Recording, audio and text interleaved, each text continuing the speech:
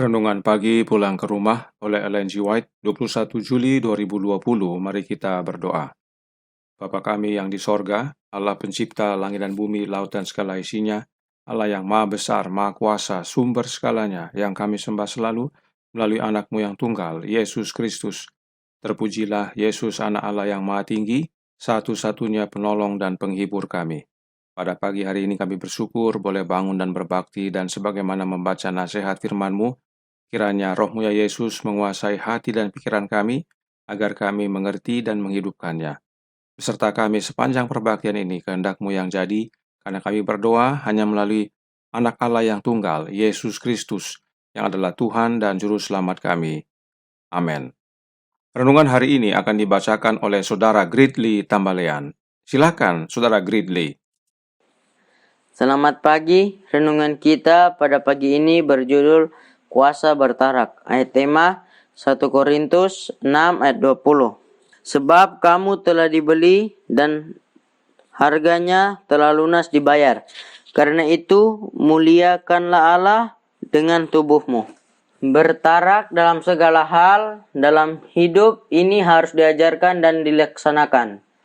Bertarak dalam hal makan, minum, tidur, dan berpakaian adalah salah satu dari prinsip-prinsip hidup keagamaan yang agung.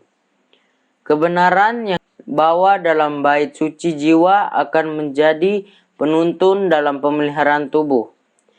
Tidak ada sesuatu yang berhubungan dengan kesehatan tubuh manusia dapat diabaikan begitu saja.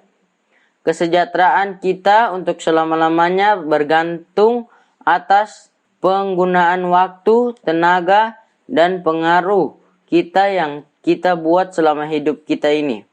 Hanya satu kesempatan hidup diberikan kepada kita di dunia ini. Dan pertanyaan yang harus ditanyakan oleh setiap orang haruslah, bagaimanakah saya dapat mengusahakan hidup saya ini agar dapat menghasilkan keuntungan yang terbesar. Tugas kita yang pertama terhadap Allah dan sesama manusia adalah tugas untuk memperkembangkan diri sendiri. Setiap kesanggupan yang telah dikaruniakan kepada kita oleh Khalik itu harus dikembangkan kepada taraf kesempurnaan yang tertinggi, agar kita sanggup melaksanakan kebajikan yang paling besar untuk mana kita sanggup. Oleh sebab itu, biarlah waktu digunakan untuk usaha yang baik, yang diarahkan kepada pengokohan dan pemeliharaan kesehatan jasmani dan pikiran yang baik. Kita tidak boleh melumpuhkan atau mengerdilkan satupun dari antara fungsi pikiran dan tubuh oleh kerja yang berlebih-lebihan, atau dengan menyalahgunakan salah satu bagian mesin tubuh yang hidup itu. Bila mana kita melakukan hal ini, pasti kita akan menderita akibat-akibatnya. Setiap hari orang-orang berada dalam kedudukan penting, harus mengambil keputusan-keputusan di atas mana bergantung akibat-akibat yang sangat penting. Sering mereka harus berpikir dengan cepat, dan hal ini dapat dilaksanakan dengan berhasil hanya oleh mereka yang menjalankan pertarakan dengan ketat. Pikiran akan dikuatkan di bawah pemeliharaan yang benar akan kuasa jasmani dan pikiran. Jikalau beban itu tidak terlalu besar, maka tenaga yang baru akan timbul bersama dengan setiap beban itu. Mereka yang seperti Daniel menolak untuk menajiskan diri mereka sendiri akan beroleh pahala dari kebiasaan bertarak mereka itu. Dengan ketahanan jasmani mereka yang lebih besar dan daya tahan mereka yang semakin bertambah. Mereka memiliki simpanan yang dapat digunakan dalam keadaan darurat. Kebiasaan fisik yang benar meningkatkan keunggulan pikiran. Kuasa pikiran, kekuatan tubuh, dan umur panjang bergantung atas undang-undang yang tidak dapat diubahkan. Dalam hal ini, tidak ada istilah kebetulan atau adu untung. Allah alam ini tidak akan campur tangan untuk menyelamatkan manusia dari akibat pelanggaran terhadap hukum-hukum alam. Seri Membina Keluarga Jilid 2 halaman 420. Terima kasih atas penata layanan Saudara Gridley. Tuhan Yesus memberkati. Saudaraku dalam Tuhan, judul dalam bahasa Inggris renungan kita hari ini adalah Power of Temperance. Kita perlu perhatikan kata temperance karena ini adalah kata kunci yang akan kita pelajari. Arti kata temperance tidak hanya bertarak dan bukan hanya tentang makanan. Bertarak sesuai penjelasan kamus lebih kepada penahanan hawa nafsu dan berpantang. Itu sebabnya temperance juga diartikan sebagai penguasaan diri. Karena itu aplikasinya bukan hanya kepada makanan, tetapi renungan hari ini menyatakan kepada hal minum, tidur, dan berpakaian. Roh Nubuat menekankan dalam Councils on Health halaman 634 paragraf 3 yang berkata, ketika bertarak ditampilkan sebagai bagian dari Injil, banyak orang akan melihat kebutuhan mereka akan pembaharuan. Inilah kuasa bertarak itu. Jika dihubungkan dengan Injil, maka akan terlihat kebutuhan pembaharuan hidup. Kenapa?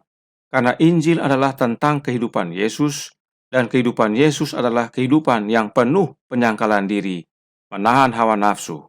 Karenanya, Testimonies for the Church, volume 3, halaman 561, paragraf 2, menyatakan, bertarak dalam segala hal dan penolakan teguh nafsu makan adalah satu-satunya jalan aman. Kutipan ini dapat dirangkumkan menjadi dua kata, yaitu penyangkalan diri. Bila mau Allah bekerja dalam diri kita, maka kita perlu sangkal diri. Apakah kita bisa menghidupkan bertarak dengan kekuatan diri kita sendiri? Tentu tidak. Ingat, di luar Yesus kita tidak dapat berbuat apa-apa. Karena itu Steps to Christ halaman 58, paragraf 3 menjelaskan. Orang-orang yang menjadi ciptaan baru di dalam Kristus Yesus akan menghasilkan buah-buah roh, kasih, sukacita, damai sejahtera, kesabaran, kemurahan, kebaikan, kesetiaan, kelemah lembutan, penguasaan diri, atau dalam bahasa Inggrisnya temperance. Galatia 5 ayat 22 dan 23. Mereka tidak akan lagi membentuk diri mereka sendiri sesuai dengan keinginan sebelumnya, tetapi oleh iman anak Allah, mereka akan mengikuti langkah-langkahnya, yaitu langkah Yesus, mencerminkan karakternya, yaitu karakter Yesus, dan menyucikan diri mereka bahkan sebagaimana Dia murni, yaitu Yesus. Mereka yang menjadi manusia baru dalam Kristus Yesus menghasilkan buah-buah roh. Salah satu buah roh itu adalah temperance, atau dalam bahasa Indonesia diterjemahkan menjadi penguasaan diri. Dan memang bertarak itu adalah penguasaan diri. Nah, bagaimana caranya tinggal dalam Yesus Kristus? Dengan menerima kehadiran rohnya yang kudus, roh Kristus. Roh Kristuslah yang menghasilkan buah-buah roh tersebut. Perhatikan Alkitab menjelaskan melalui ayat-ayat berikut ini. Yang pertama, Yohanes 15 ayat 5 yang berkata, akulah pokok anggur dan kamulah ranting-rantingnya. Barang siapa tinggal di dalam aku dan aku di dalam dia, ia berbuah banyak. Sebab di luar aku kamu tidak dapat berbuat apa-apa. Buah apa yang kita hasilkan bila mana tinggal dalam Kristus? Galatia 5 ayat 22 dan 23. Tetapi buah roh ialah kasih, sukacita, damai sejahtera, kesabaran, kemurahan, kebaikan, kesetiaan, kelemah lembutan, penguasaan diri. Tidak ada hukum yang menentang hal-hal itu. Nah, siapakah yang kerjakan buah-buah ini dalam diri kita? Filipi 1 ayat 11. Penuh dengan buah kebenaran yang dikerjakan oleh Yesus Kristus untuk memuliakan dan memuji Allah. Jelas, buah-buah roh yang mengerjakan adalah Yesus Kristus, dan itu bila mana kita tinggal di dalam Dia dan Dia di dalam kita. Perhatikan juga cara Roh Nubuat menjelaskan tentang Yohanes 15 ayat 5 berikut ini, yang ditulis dalam The Review and Herald September 11 tahun 1883 paragraf 9 yang berkata, barang siapa tinggal di dalam aku dan aku di dalam dia, ia berbuah banyak. Ranting pokok anggur dipelihara dari pokoknya, menjadi subur dan berbuah. Tandannya yang kaya dan harum membuktikan persatuannya dengan pokok anggur yang hidup. Jadi, orang Kristen yang tinggal di dalam Yesus akan menghasilkan buah. dalam watak dan kehidupan akan terwujud seperti tandan buah anggur, karunia roh yang berharga, yaitu kasih, sukacita, damai sejahtera, kesabaran, kemurahan, kebaikan, kesetiaan, kelemah lembutan, penguasaan diri atau temperance. Tidak satu pun dari buah-buah ini akan hilang dalam kehidupan seseorang yang di dalam jiwanya Roh Kristus tinggal.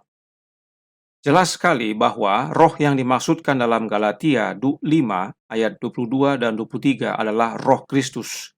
Sebab Kristuslah yang mengerjakan buah kebenaran tersebut. Buah-buah roh adalah buah kebenaran, karena tidak ada hukum yang menentangnya. Itu sebabnya Yesus berkata, "Di luar Aku, kamu tidak dapat berbuat apa-apa." Kita harus tinggal di dalam Yesus agar dapat berbuah, agar dapat bertarak, agar dapat menguasai diri. Dan itu hanya dengan menerima rohnya Yesus yang kudus yang disebut Roh Kristus. Roh Kristus ini bukanlah oknum lain yang berbeda dengan Yesus, tetapi pribadi Yesus itu sendiri. Hati-hati dengan ajaran yang menyatakan bahwa roh yang tinggal dalam hidup kita bukan Yesus. Itu sama artinya kita tinggal di luar Kristus. Apa akibatnya? Tidak dapat berbuah, kering, dikumpulkan orang dan siap dibakar. Artinya binasa. Apalagi kuasa bertarak yang penting kita pahami? Petrus menuliskan dalam 2 Petrus 1 ayat 6 yang berkata, "Dan kepada pengetahuan penguasaan diri, kepada penguasaan diri ketekunan, dan kepada ketekunan kesalehan." Perhatikan, penguasaan diri diterjemahkan dari kata temperance. Nah, tentang ayat ini, Roh Nubuat menjelaskan dalam Peter's Counsels to Parents, halaman 19, paragraf 1, berkata, "Kita tidak boleh membiarkan perasaan alami mengendalikan penilaian kita. Banyak yang cepat jengkel dan kata-katanya tajam dan pahit. Mereka melukai hati orang-orang di sekitar mereka dan menjadikannya jelas bahwa Roh Kristus tidak tinggal di dalam jiwa mereka. Kasih karunia Kristus akan membawa kedamaian Allah ke dalam rumah Anda." Perasaan alami adalah perasaan kemanusiaan kita yang berdosa. Nah, dari kutipan ini kembali kita lihat bahwa kasih karunia Kristus itu adalah rohnya Kristus tersebut. Dan fokus kita adalah penguasaan diri atau temperance. Dan jika kita tidak dapat menguasai diri, seperti cepat jengkel, cepat mengeluarkan kata-kata tajam dan pahit, itu artinya Roh Kristus tidak tinggal dalam diri kita. Itu artinya kuasa bertarak tidak ada. Karenanya, pesan utama pelajaran renungan hari ini adalah tinggallah dalam Yesus dengan menerima kehadiran rohnya yang kudus, Roh Kristus. Maka kuasa bertarak, kuasa penguasaan diri menjadi bagian kita. Kita menjadi ciptaan baru dan berbuah banyak. Tuhan memberkati. Saya bawa dalam nama Yesus. Amin. Mari kita berdoa. Bapa kami yang di sorga, Allah pencipta langit dan bumi, laut dan segala isinya, Allah yang maha besar, maha kuasa, sumber segalanya, yang kami sembah selalu melalui anak-Mu yang tunggal, Yesus Kristus. Terima kasih atas nasihat yang sangat baik ini, agar kami tinggal dalam Kristus, sebab hanya dengan kuasa yang Kristus berikan, kami dapat bertarak, dapat menguasai diri, dan berbuah. Karena Kristuslah yang mengerjakan dalam hidup ini. Bersama kami ya Tuhan sepanjang hari ini, kehendak-Mu yang jadi, ampunkan kami akan dosa dan salah, karena kami berdoa hanya melalui anak-Mu yang tunggal, Yesus Kristus, yang adalah Tuhan dan Juru Selamat kami. Amin.